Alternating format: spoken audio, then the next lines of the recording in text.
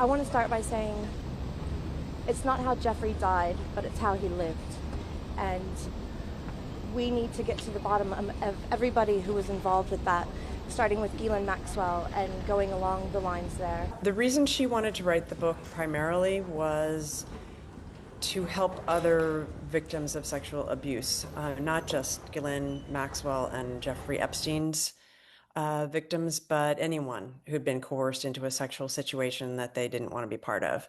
She wanted those people to feel less alone, and she writes about this in the book. Prince Andrew's life is being eroded for his past behavior.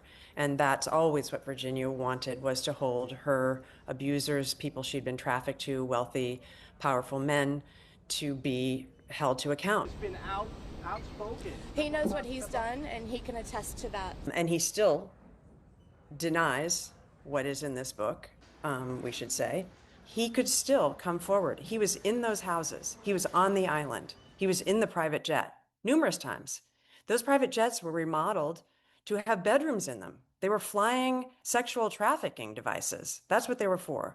And Prince Andrew was in all of those places and saw things. He could still come forward and say to the authorities, I want to validate these women's experience. I have daughters. I think women should be believed.